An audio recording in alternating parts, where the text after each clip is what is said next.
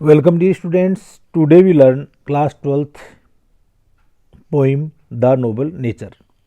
तो जैसा कि स्टूडेंट्स आपको मालूम है कि 2021 का जो सेशन है उसके अंदर 20-21 वाला सेशन है, उसके अंदर कोरोना के कारण जो राजस्थान बोर्ड है उसने सिलेबस को है कम कर दिया है और इसके अंदर अपनी पहले टोटल 5 पोइम थी। उन 5 पोइम के अंदर जो 2 पोइम है, एक तो द स्नेयर एंड दूसरी जो पोइम है ए बॉय सॉन्ग, इन दोनों को डिलीट कर लिया गया है और अब अपने कोर्स के अंदर केवल 3 ही पोइम रहेंगी। कौन कौन सी रह जाएंगी इसके अंदर? The Nobel nature, the hope और द 7 एजेज ऑफ मैन, जो विलियम शेक्सपियर की है।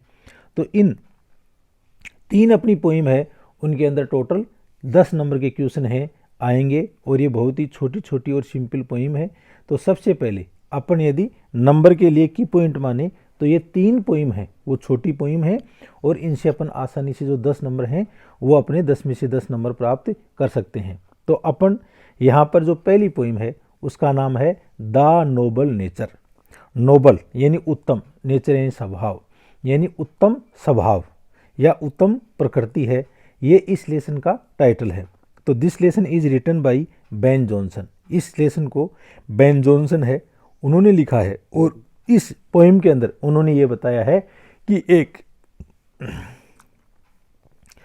Useless long period of life है, यानी जो महत्वहीन लंबा समय है वो मायने नहीं रखता, आदमी का जो कार्य उसने क्या किया है उसका महत्व ज़्यादा होता है। ये इस लेसन के अंदर जो पोइट है वो अपन को बताना चाह रहा है। तो सबसे पहले अपन अबाउट द पोइम है वो लेते हैं। तो बेन जॉनसन, तो life span of Ben Johnson 1573 to 1637, यानी 1573 से 1637 तक इनका जीवन काल रहा। Was a versatile and dominating यानी प्रभावशाली, वर्सेटाइल यानी प्रतिभाशाली लिटरेरी पर्सनालिटी, साहित्यिक व्यक्तित्व थे। Known as a playwright, उनको एक नाटककार के रूप में, पोइट कवि के रूप में, एक्टर यानी नायक के रूप में, एंड क्रिटिक और एक समालोचक के रूप में ऑफ द 17th सेंचुरी, 17वीं शताब्दी, यानी इनको एक 17वीं शताब्दी के नाटककार के रूप में, कवि के रूप में, नायक के रूप में या समालोचक के रूप में जाना जाता है। He is identified for his brilliant classical and realistic comedy, और ही इज आइडेंटिफाइड, इनको पहचाना गया, फॉर हिज ब्रिलियंट यानी उनकी बुद्धिमत्तापूर्ण, क्लासिकल एंड रियलिस्टिक यानी वास्तविक कॉमेडी यानी हास्य के लिए, हिज मेमोरेबल कॉमेडीज, और उनकी सबसे जो यादगार कॉमेडीज हैं या हास्य रचनाएं हैं, आर वोलपोन, उनमें कौन सी है? एक तो वोलपोन है, द एल्केमिस्ट, एल्केमिस्ट होता है रसायन शास्त्र का पुराना ज्ञाता, उसको बोलते हैं, एंड द साइलेंट वुमेन, और साइलेंट एंड चुप रहने वाली जो औरत है, ये शीर्षक है उनके जो कॉमेडीज हैं उनके। तो ये उनकी यादगार कॉमेडीज हैं। आगे नोबल नेचर के बारे में बताया गया है। तो the Nobel nature is a short lyric यानी छोटा गीत है। तो नोबल नेचर है वो एक छोटा गीत है, क्योंकि अपन देखते हैं कि ये केवल 10 लाइन की पोइम है। कंपोज्ड बाय बेन जॉनसन, और इसकी रचना है वो बेन जॉनसन ने की। Imparting great meaning and message to humanity, imparting यानी गिव यानी देना, यानी ये चीज़ें, ये जो पोइम है वो मानवता को एक मीनिंग एंड मैसेज, एक जो संदेश है वो देना चाहती है। That the live in deed not in years, कि जो जीवन है उसको डीड्स यानी वर्क यानी कार्य के अंदर उस जीवन को लेना चाहिए, नोट इन ईयर्स यानी वो कितने वर्ष जिया इसमें, इसके रूप में उसको नहीं लेना चाहिए। यानी अपन को जो हमारा जीवन है उसको आंके किससे कि उसने कैसे कार्य की, ना कि वह कितने साल जिया, इसका कोई महत्व नहीं है। The poet contrast a meaning and unimpressive long life, the poet contrast यानी भेद करना। तो इन this poem the poet contrast, इस कविता के अंदर जो पोइट है वो भेद करता है किसमें? Meaning less and unimpressive long life, कि एक ऐसा जीवन जिसका कोई महत्व नहीं हो, अर्थविहीन और बिना प्रभावशाली एक लंबा जीवन, with a short life full of heroic and virtuous deed. और दूसरी तरफ है कि एक छोटा सा जीवन जिसके अंदर वीरतापूर्ण, हीरोइक यानी वीरतापूर्ण, एंड वर्चुअस और गुणी जो डीड्स यानी वर्क है वो किए जाते हैं, by driving to symbol from nature. और इन दोनों प्रकार के जो कार्य, कौन कौन से दोनों प्रकार के कार्य, कि एक तरफ तो लंबा जीवन लेकिन उसका कोई अर्थ नहीं है, और दूसरा है वो छोटा जीवन लेकिन उसके अंदर वीरतापूर्ण और अच्छे कार्य। इन दोनों कार्यों को यहाँ पर जो कवि है उसने प्रकृति, टू सिंबल फ्रॉम नेचर, प्रकृति के दो सिंबल हैं उनके द्वारा बताया गया है। एन ओक ट्री तो एंड लिली, तो पहला है बलूत का पेड़, तो this tree has a long life of 300 years, तो यह एक ऐसा पेड़ होता है जिसकी लगभग 300 वर्ष की आयु होती है। And the other hand the A lily A one day life span, तो ये फ्लावर होता है, केवल एक दिन का ये फूल होता है। तो इन दोनों का यहाँ पर उदाहरण देकर के कवि अपन को समझाता है। जॉनसन वाइडली डिस्मिनेट यानी पहुँचाना या प्रसार करना, that the worth of human life is measured not in years, और यहाँ पर विस्तृत रूप से जॉनसन है वो ये कहते हैं कि जो मानव जीवन है उसको केवल वर्षों में नहीं आंकना चाहिए, but on the basis of achievement, इसकी बजाय इसको इसकी उपलब्धियों पर आंकना चाहिए, एंड नोबल एक्ट्स और भद्र कार्यों के द्वारा, that live imprints on the vast eternity of time, और ऐसे कार्य हों जो कि समय के अनुसार अपनी छाप छोड़ जाएं, तो ऐसे कार्यों के अनुसार मनुष्य का जीवन है वो आंकना चाहिए। तो इस प्रकार से अपन देखते हैं डियर स्टूडेंट्स कि इसके अंदर जो इसका सार है इस पोइम का वो अपन को राइटर इसके अंदर बता देता है। तो now we start original text. तो अपन ओरिजिनल टेक्स्ट उसको शुरू करते हैं, उससे पहले डियर स्टूडेंट्स आप इस चैनल को सब्सक्राइब करें और इस वीडियो को अपने दोस्तों के साथ में शेयर करें जिससे कि उनको भी इसका लाभ मिल सके, और साथ में ही कि कमेंट सेक्शन में किसी प्रकार का कोई कमेंट्स हो तो वो आप अवश्य लिखें। तो अपन ये देखते हैं। तो दिस पोइम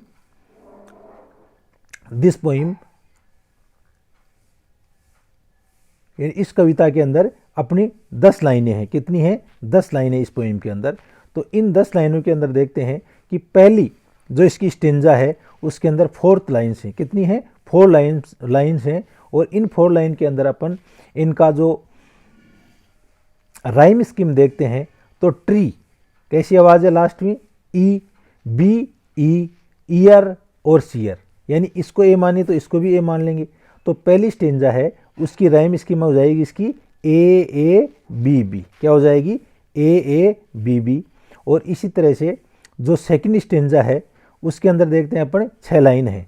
तो इसमें डे मे, तो ए की आवाज़ है नहीं, लास्ट जो एंडिंग साउंड है वो ए की है, तो डे मे, तो आप इसको ए मान सकते हो। नाइट लाइट, इसको बी मान सकते हो। और सी बी यानी ई, तो इसको अपन सी मान सकते हैं। तो ये इसकी राइम स्कीम है, वो ए बी और सी हो जाएगी। अब अपन इसकी जो पहली स्टेंजा है वो शुरू करते हैं। तो इससे पहले मैं आपको बताना चाह रहा हूँ कि इस by this poem Ben Johnson express the difference between the meaningful and meaningless life, यानी एक तो मीनिंगफुल लाइफ होती है और एक होती है मीनिंगलेस लाइफ।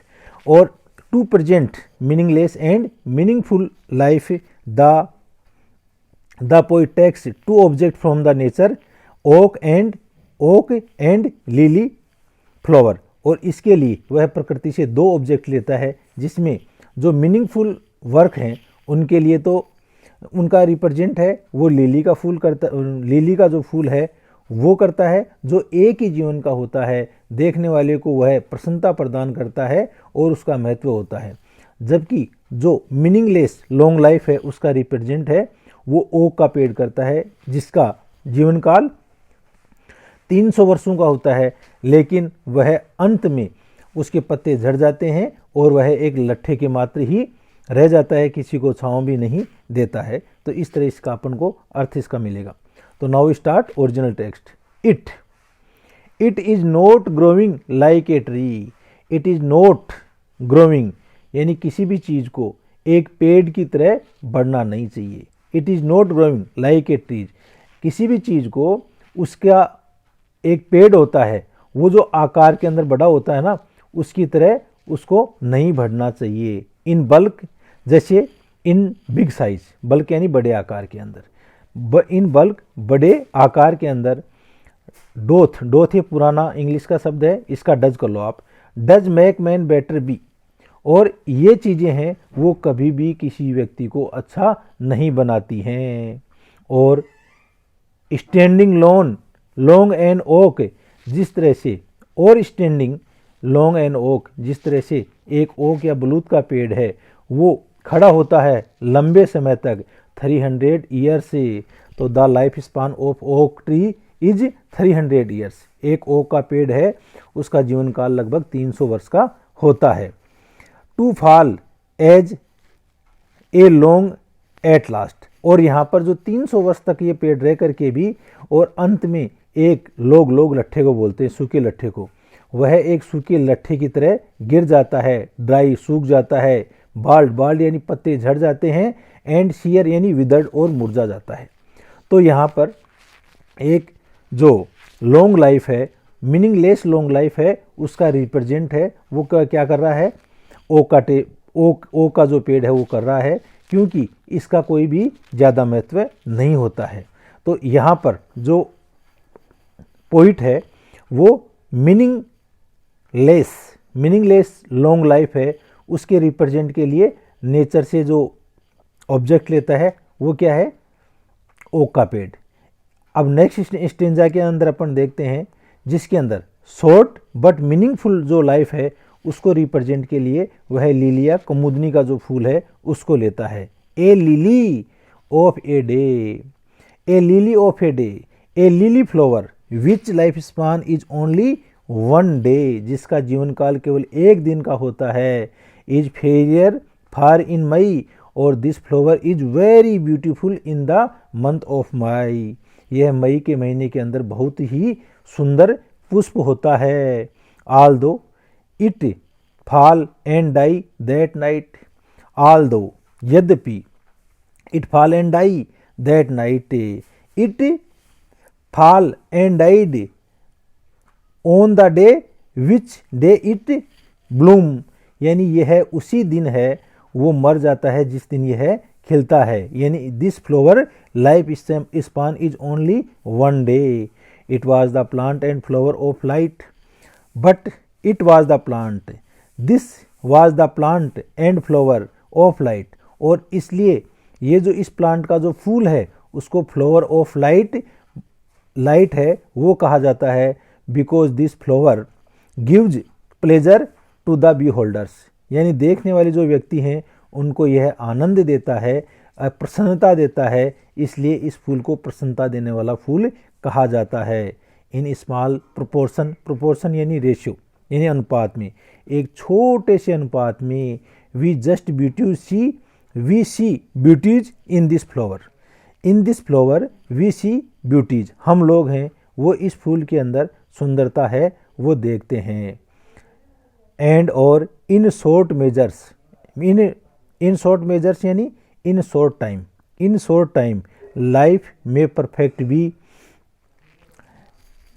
यानी यहाँ पर जो पोइट कहता है and in short time life में परफेक्ट भी, जीवन है वो पूर्ण हो सकता है, यानी एक अच्छे परिपूर्ण जीवन के लिए लंबी अवधि होना जरूरी नहीं है, अच्छे डीड व्यक्ति छोटे से समय के अंदर भी कर सकता है। तो this poem is written by Ben Johnson. तो यहाँ पर in this poem the poet represents 2 object from the nature, a oak tree and a lily flower that represents respectively meaningless and meaningful life। तो इस तरह से ये अपना पहला है वो लेसन हो गया। इसके अपन क्वेश्चन आंसर देख लेते हैं।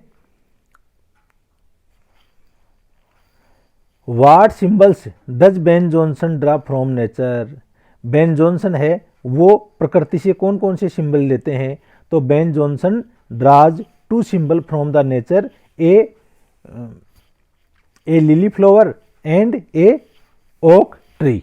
ठीक है, mention the qualities of an oak tree. एक ओक ट्री है, उसकी क्वालिटीज हैं, उनका वर्णन करो।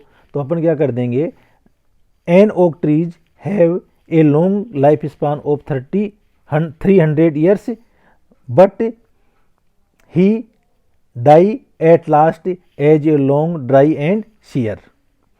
अगला है, how does lily of a day impress us, यानी एक दिन का लिली है वो हमें किस तरह से इम्प्रेस करता है। तो इसके अंदर कहते, a day of lily impress us because it gives pleasure to the beholders, क्योंकि ये देखने वाले को प्रसन्नता प्रदान करता है।